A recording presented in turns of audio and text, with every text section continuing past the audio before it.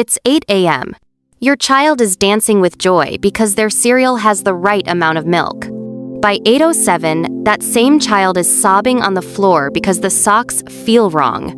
Fast forward to lunchtime, they're giggling uncontrollably. And by bedtime, they're snapping at you like a mini volcano. Sound familiar? You're not alone. Kids don't have mood swings to annoy you. They're trying to make sense of a world that overwhelms them. And today, we'll unpack how to ride those waves without getting pulled under. Lesson 1. Why kids have emotional ups and downs.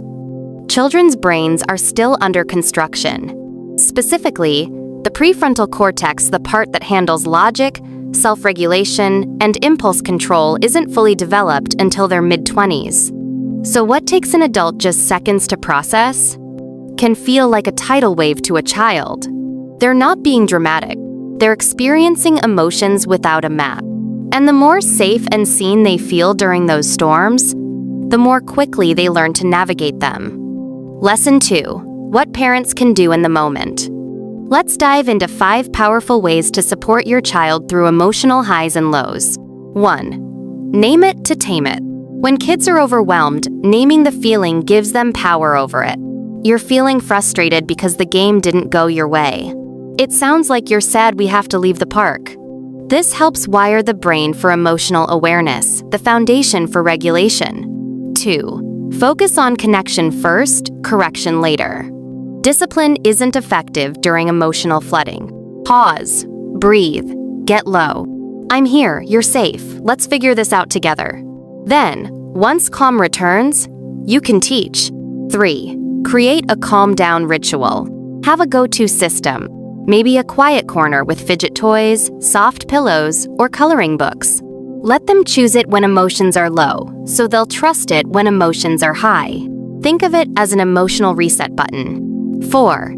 Build a rhythm, not a rigid routine. Predictability gives kids a sense of control, but don't overschedule. Instead, build rhythm. We eat, then play, then nap. Mornings are for stories, evenings for hugs. This stability smooths out emotional spikes. 5. Model regulation yourself. Your child is watching how you respond to stress. They're not learning from your words. They're learning from your tone, your posture, your breath. If you want them to calm down, you have to go there first. If you're getting valuable information from this video, please give it a thumbs up. Drop a comment. What emotional moment tested your patience recently?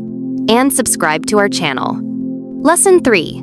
The aftermath. What to say after the storm. Once the tears stop and the quiet settles in, that's your moment. Validate. That was tough, huh? Reflect. What helped you calm down? Teach. Next time, what could we do differently? You're not just surviving the meltdown. You're shaping emotional intelligence for life. Lesson 4. Big picture parenting wisdom. Emotions don't make your child difficult. They make your child human. And you don't have to handle it perfectly. You just have to handle it presently. Every tantrum, every burst of joy, every tear-filled scream. It's an invitation to show up with calm, curiosity, and compassion. Hit like if this made some sense to you, and please subscribe to Parenting Vault. Until I see you in our next video, bye for now.